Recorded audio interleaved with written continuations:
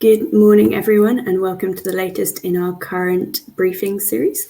I'm just going to give another 30 seconds or so to let some additional people join, and then we'll kick off with a fantastic presentation from Chris Russell, who's the Managing Director of OVO Drive.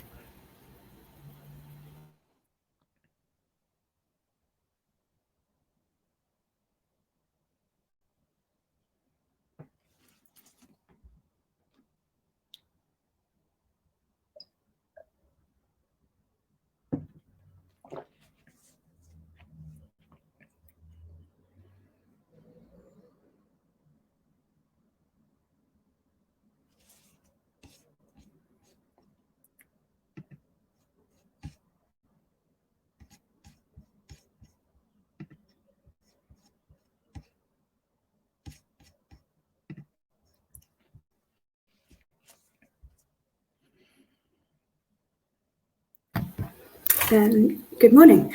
Welcome again to everyone who's managing to join us today. This is the third in our new Current Briefing series, and today we're going to look at the potential of V2G for frequency services. So my name is Molly Lemper. I'm the Deputy Editor at Current, which is part of Solar Media, and I'm joined today by Chris Russell, who's the MD of OVO Drive. Thank you very much for joining us, Chris. Welcome. And sort of without further ado, I'm going to pass over to Chris for his presentation. Great, thanks, Molly.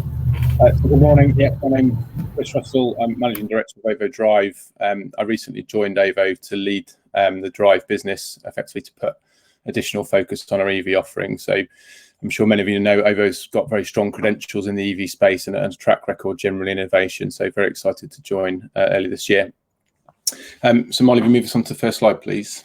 I'll try not to do my best Chris Whittier impression. So just a quick bit about OVO for those that don't know. So we founded in 2009 as one of the original challenger brands in the sector. We've grown to approximately 5 million retail customers as of today. Notably, that was following the acquisition of SSE last year, which added significant scale, as well as on top of the existing innovative base. I guess most relevant on this slide to today's conversation is OVO's, with alongside the charging partner Indra and software partner Kaluza. We created the world's first domestic V2G unit, and we're now at over 14,000 distributed devices connected to the platform, which is a really key part of what we'll talk about today. We move on. So just very quickly from a strategy perspective, everything we're doing at OVO is built around our Plan Zero strategy, which recognises that the climate crisis is the single most important issue of our time, as hopefully everyone's aware and already on board with. Looking ahead to 2030, OVO will drive progress towards net zero carbon living across the retail business, looking at the home and heat clearly as well, and also clearly as part of Drive and the EV part of the market. And you can read more about this on the OVO website. Moving on to V2G, so we hopefully all know from previous research by National Grid, Imperial and others that vehicle to grid could save the system approximately 3.5 billion per year as more renewables are brought onto the grid to balance out that generation profile. From our perspective, we really see the EV as a perfect example of a multi-use asset, and it offers huge opportunity. So as part of this presentation, I'll tell you a bit more about what we've done as part of our recent project. I'll cover some of the consumer and kind of guess installation side of things, as well as the opportunities around grid services. So moving on to the project, it was a government Innovate UK funded activity. We had a consortium of partners shown here on the screen, namely Cenex, Indra from a charging perspective, Nissan from the car side, and Kaluza from the flexibility platform perspective. And over 36 months, we installed and operated over 300 V2G chargers. We created bespoke tariffs and hardware, and we managed that vehicle charging activity. And we've also been very heavily analysing that data to look at behaviours over that period as well, which is really important from a customer proposition and engagement perspective ongoing. So the actual offering itself was comprised obviously of the V2G charger itself, the unit, a customer website, as well as an app, and that was all plugged into the Kaluza platform, which managed all the grid interactions and back into the supply business. So from a customer perspective, day to day, it was really about the charger and the app provided various alerts and messages to help inform customers' behaviours and give them reporting insight off the back of that. So moving on to learnings. So I guess from a project outcome by numbers, there's some really important stats on here. So the first one is the average saving per customer as part of this trial per year was approximately £420. And actually the maximum saving was more like £800, which, putting that into context, that's more than the average UK electricity bill today. Over 900 megawatt hours were exported, and that equated to approximately 4 million miles. And as a specific example of an application of the use, on the 6th of January 2021, we saw that 50% of the fleet were actually able to export during a supply margin notice, which really helped to prove the technical feasibility of V2G. So some fantastic headlines. It's not without some challenges and some barriers, though, which we'll move on to now. In terms of the install journey, it is complex. As you can see from this kind of conversion funnel here, only 1 in 6 leads actually made it through the journey from initially registering their interest to actually getting the installation completed. However, once on the trial, to the point on the left there in the pink, customers only tended to leave if they were moving house or if they bought a non-V2G enabled vehicle. So actually the engagement that we saw, and I guess the NPS scores and satisfaction scores were really, really high as part of this trial. It was just about getting through those initial barriers up front. We also saw a really positive trend throughout the trial. So there were, customers did raise concerns ahead of the trial about things like warranty, battery degradation, technical feasibility, the hardware installation. But we did see over, from before the trial to after the trial, a significant decrease in that. And then at the bottom there, a really encouraging reinforcement of the value of the vehicle, in this case, the Nissan Leaf. So not just that vehicle in its own right, but our research showed that it was a really important factor for these customers to think about their next vehicle having V2G, which wasn't as strong at the start of the trial. In terms of wider challenges, I won't go through all of these in the interest of time, but clearly there was a hardware cost initially. The units themselves were expensive, complex to install. We did manage to reduce that cost dramatically by building through a partnership with OVO and Indra, and actually reducing that cost down quite significantly. Also finding a single commercial model or a small number of propositions and commercial models that work for the many use cases. That's something that clearly we need to do. As we scale this for mass market, it's not going to be as simple as just one size fits all. And then we did have challenges around the install process with some DNOs. So some of the G99 forms, some of the engagement and the appointments made it really complex. And these are areas that we need to streamline if we're going to achieve any sort of scale. And then I've mentioned the user recruitment from the pool of drivers. That was also quite a effort intensive activity to manage.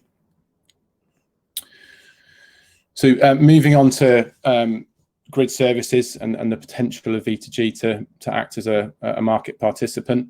There are similar issues relating to additional hardware for certain services, which adds to the cost, along with, as you can see here, a kind of general need for scale. There are minimum size entry criteria for certain services. And then there is also not just a national, but also a regional scale, meaning that significant investment is required to get to the starting line. So that combination of hardware plus scale, generally from a capacity perspective, but also within a concentrated GSP area, is something that effectively means we need to achieve scale ahead of being able to commercialize this. On the positive side, the market entry criteria, the DNO processes, they are evolving. And there is good support on that discussion from the likes of National Grid, Alexon as mentioned here, and the majority of the DNOs. So as we start to see more flex procurement, as we start to see some of those market-wide access changes coming in the next couple of years, we do expect to see a lot more opportunity to scale this as a commercial proposition. So just bundling that all together with a regulatory and policy lens, the opportunity for scaling V2G does feel imminent. It's certainly something that we will continue to work on and are looking at our next iteration of V2G. There are some short-term challenges around disincentives and some of the impacts relating to the TCR. However, with market-wide half-hourly access to the BM being opened up and a significant code review all being implemented from 2023 onwards, there are absolutely new opportunities to enable V2G ongoing. So to summarise then, we do firmly believe that V2G is feasible and technically viable at scale, and it can provide valuable services to the grid. Through our partner Kaluza, we did prove that the savings were real, whilst some of the modelling was not fully connected to the grid. Actually, the proof of the pudding was how the technology works and the responsiveness of that activity. So we are confident that it is feasible. We also know from our own perspective as a supplier that V2G enables us to offer more engaging propositions for customers, and customers value them. They appreciate the technical complexity, but they also appreciate the cost and the carbon reduction as a result of that. And then we do know clearly as part of this trial, customers did need to opt in, and you're likely to see more engaged customers join these sorts of trials. It does require a bit more time and effort. So we can continue to work with those early adopters, but we know that engagement does need to adjust to bring V2G to the mass market. And we see that with smart charging and generally EV. It's really important that it's simplified, the propositions are very engageable, and the commercials of it stack up. Otherwise, people just won't invest.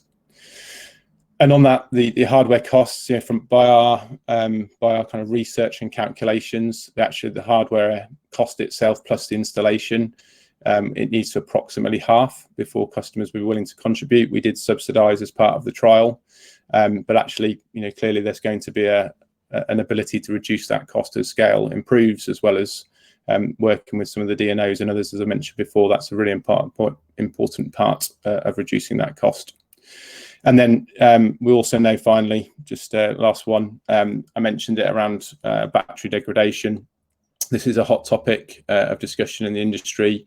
We know that certain OEMs have been focused on this quite heavily, but from a customer perspective, we know that their fears around battery degradation and impacts to the vehicle is reduced as part of using that technology. And just to summarise, so from an OVO perspective, whilst this was a 36-month trial with 300 customers, the number of learnings that we've got alongside our partners, which the report is available online through the Cenex website. We are looking to launch our next iteration of this, taking all the benefits of the learning from both V2G and smart charging that OVO's historically invested in. So there'll be more to come soon. And I'll pause there. Hand back to you, Molly. Thanks so much, Chris. That was a really interesting presentation. We've already got a fair few questions that have come through, and if anyone else has anything that they'd like to ask Chris, just feel free to pop it in the box. But to start with, William van der Bill has asked which value stream contributed to the £420 you mentioned. So it's a combination of value streams. You can actually read that in the Cenex report. There's a combination of FFR, some balancing market, as well as some demand response. So it's a combination of savings, I guess, within the home and from a grid services perspective, but they're all published online in detail. And second up, Ben Whittle has asked, I know OVO have had a V2G offering for years now, but can other manufacturers offer V2G with their current models, or does it require both software and hardware changes? So there's a few different elements. So the cars themselves need to effectively enable V2G, and there are a number of manufacturers who have seen OEMs increasingly make positive noises in this space, but clearly Nissan was very early to that market. And then secondly, there is specific hardware required on site, both from a metering and a charger perspective. So it's just not as straightforward as taking existing non-smart charger and operating it through a car that's got V2G capability. It's a bit more involved in that. But clearly, all OEMs at the minute, given the way the infrastructure is set up, they don't prevent smart charging, which is obviously just one way. V2G is a bit more involved. Paul Barnfather has asked, what's your view on dispatched versus automatic frequency response? Given grid frequency events require almost instant response, is it desirable to build automatic response into charge points, or will dispatch commands be sufficient? Well, that's a good question. So dispatch from our perspective is feasible and a good way of doing it. I think the challenges you get around some of the automatic is how that works from a consumer's perspective. So some of the kind of policy terms and conditions about when we can respond are quite an important part of what we're exploring as part of this trial. So we've typically used dispatch. That does work. I think there is a path to automatic, but it's not crystal clear right now how we navigate that. Next up, Gannon Boutros has asked, what about getting vehicle manufacturers on board and interoperability? So yeah, in terms of manufacturers on board, clearly there's a lot of different factors OEMs are juggling. So we've talked about battery degradation, we've talked about impacts on warranties. Different OEMs have different opinions, but as I say, we have seen lots more positive noises. We know that pretty much all of the big ones are in some way looking at this. I think the interoperability point is slightly harder. That's a kind of much more broader topic around everything from chargers to actually the systems within the vehicles themselves. I think we'll start to see alignment, a bit like we've started to see on some of the charging adapters and charging standards, but it's not there yet. And I think that's definitely one of the things we're thinking about as part of the next version of the trial. How do we make sure that the dependency on the car and some of the local setup is less strong, and we can manage that a bit more, which is probably likely to mean a combination of smart charging and V2G. Next up, Sitamik has asked, how does a customer's experience reduce their worry about battery degradation? Presumably they only have one car, so they can't compare with their vehicles to others, and it also wouldn't necessarily be obvious after a couple of hours, but rather over time, presumably. Sorry, could you just say that at the start of the question again? Yeah, of course. How does a customer's experience reduce their worry about battery degradation? So it's more about the reporting they can get off the vehicle. So obviously you can see kind of current battery health and performance. I think from broadly, the feedback we got was that being able to see that was maintaining the same standard, and obviously with Nissan being involved and being able to alleviate the concerns actually by demonstrating and reporting on it, I think was really helpful. So it's a good question in terms of could we provide 100% certainty at all times, not without some more detail? And I think for mass market, we would need to make sure that there is that kind of cooperation alignment on potential impacts and any sort of knock-on impacts to the likes of warranties with the OEMs. So I suspect most car drivers wouldn't be willing to take a punt on it. It does need that alignment across the OEM as well. Bennett Ivanov has asked, you mentioned metering challenges for providing grid services. What metering did you have to install for the services you mentioned, like FFR and grid balancing? And is all of this done via Wi-Fi, and how is a stable connection maintained? So I'll take the second one. The first one I'll have to follow up on the question offline in terms of the specific metering setup. But from a connectivity perspective, pretty much all of that was hardlined in. We do see, as people will no doubt know and understand, pretty variable kind of remote comms. So there was a mixture of wired and wireless, but it was predominantly wired from an integration perspective. Aaron Chambers has asked, will there be a range of fast and rapid charging hardware solutions available via a single integrated system, as this would enable total visibility to the entire fleet's charging infrastructure, including those being charged at home? So from a domestic perspective, so if the question's about fleet vehicles charging in business and then at home, from a domestic perspective, no unlikely. We wouldn't necessarily look at fast charging, rapid charging. In terms of the B2B offering, the kind of commercial side, yes, there are different considerations for that, as proven by some of the other trials. But in short, the idea is to provide that total visibility across the connected devices, and that's what we've been working on with our partner Kaluza. Lee Cobb has asked, how far away are we really from V2G capability, and will local authorities still need to make upgrades to the grid? How far away really? That's I don't have a full crystal ball, but per one of my slides earlier, there's kind of a few different routes to it. I think if we wait for policy and regulation to kind of lead the way. By the time we've then had all that implemented and then we start trying to build scale, I think we'll have a catch-up job.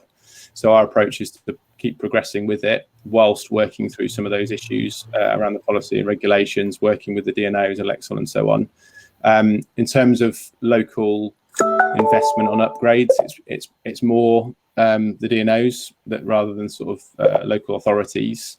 That is a hot topic, and I'm sure there's DNO representatives on the call that are very advanced. There is a difference between where DNOs are and I guess the relative priority, but it's certainly something that we've seen as part of the process. We have had mixed success on some of the applications with DNOs as part of the trial. So there are many working groups operating to try and solve these problems, but it's not solved yet. Priya Ivry has asked, what is OVO's V2G charger estimated sale price? So again, in the CENEX report, I think we outline hardware cost. I think they equated to around, with installation, per installation, something more like £5,000. Obviously, what we'd want to see is that costs come more in line with the traditional smart charger that's being installed today. We did see that customers were willing to pay more for it because of the value it gave back. But currently, is at the current price and the current scale, and I should stress that price was because we weren't manufacturing at a high volume. The business case doesn't quite stack up for customers. So we know we need to increase production, increase scale. So there's this kind of perfect loop of dependencies that we need to unlock to get to scale to enable the services and enable the cost of the charger to come down. But customers are willing to pay a bit more, but not the current price, given it's still a relatively small scale product. Next, Evie Trolov has asked, do you expect distribution services such as flexibility to significantly increase the value streams demonstrated during the trial? Sorry, you have to say that one again. Do I expect? No, do you expect distribution services to significantly increase the value streams demonstrated during the trial? Yes, I mean, as part of the trial, we modelled some of that, and that's certainly factored into some of the forward-looking forecasts. But yes, they are an important factor in those revenue streams. It's a hot topic in the area of how each of those revenue streams evolves and the relative kind of market pricing and mechanism used. But we have modelled various different scenarios as part of our work, and we can see the kind of combination of those different services makes it valuable. So we're not assuming a single service or all services at all times are available to be able to support V2G. That kind of middle scenario is an important one to be able to make the investment. William van der Bell has asked, which segments, either domestic or fleet, such as depot, do you believe will be the first movers with V2G? So I think, well, to the question earlier, I think fleet does provide a great opportunity, both from transforming the fleet operation in its own right, the fleet activities on the site, and then being able to join that up from a domestic perspective. Because of the issues that we've touched on here, domestic kind of does need a bit of support. And I think where businesses are transforming their fleet and giving their customers, their employees vehicles that are V2G enabled, that kind of creates a nice incentive for the domestic side to keep pace. And that's certainly something that we want to push. It's that integration across whether you're charging at home or at your business or at a public charging network. It's really important to have the combination. Holly Wright has asked, after reading the report, you used 92% discharging efficiency in the model. Where did this come from? I will have to follow that one up. Don't know. No problem at all. Next up, we have a question from Paul Arundel, who says, do you see a future in DC V2G, or does the future look more likely to use AC with vehicles on board charging being bidirectional to support V2G and V2H? Good question. So again, there's a split view on this within OEMs. There's obviously different cost considerations and design considerations. I think we did see a mixture kind of approaches published by the OEMs, but it's not really something that we can control. I think understanding the relative efficiency between the car, the charger, and then the relative cost impact on those two items is something that's still open, but I don't have a clear view on that right now. Steve Broderick has asked, will the market saturate in the future with tens of millions of controllable devices online? Well, I guess saturate's perhaps a more negative word. I think there will clearly be a kind of tipping point where there's sufficient devices, but we're a long way out from that. And I think, pointing back to some of the future energy scenarios that likes of National Grid have done, we do know that without a large scale rollout of devices, we can't achieve genuine kind of net zero operations from a grid perspective. That flexibility element has to be there. I think if the question's more about will that potentially flatten the value associated with some of those services, I'm sure it would reduce it over time on a kind of I guess on a scale perspective, but equally by getting scale, we're also reducing the cost of that service in the first place. So we still expect the business case to be positive. It's just we're going to go through a bit of a transformational curve on the cost and the benefit side over the next few years. So it's not going to be, I don't see that as being a bigger problem than some of the problems we've got today, but it's something that will just evolve over the next few years.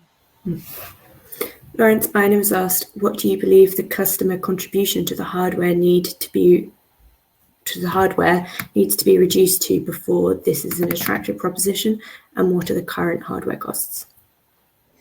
So to the question earlier, I think what customers really need, understandably, is certainty around the return. So if we're having a conversation around, circa £500 to £1,000 for an installation of a charger today, and then we're asking for, say, £2,000 because that's the cost of the install of the unit ongoing, unless a customer has certainty that they're going to get that value back, over a period of years, they're clearly not going to make that transition. My estimate is we'd need to be down to more like the £2,000 mark for the installation.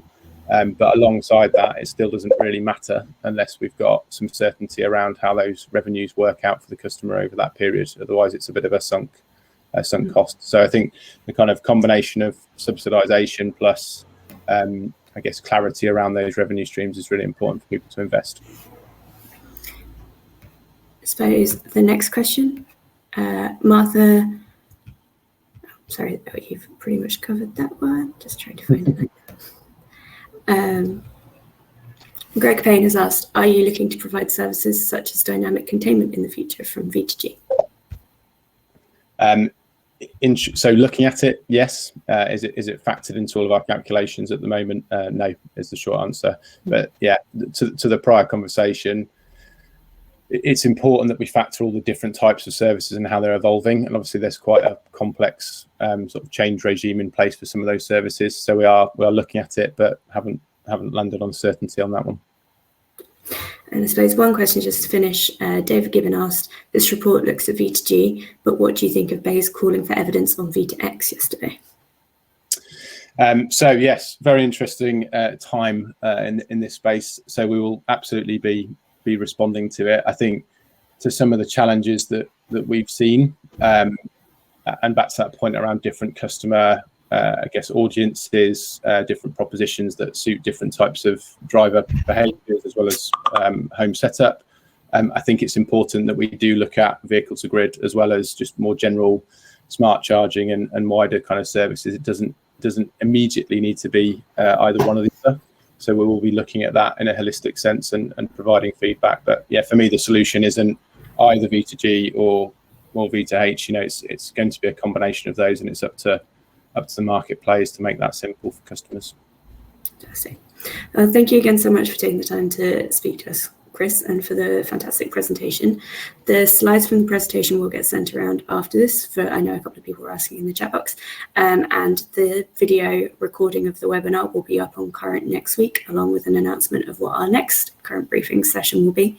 If you do have any other questions, please feel free to just drop me an email.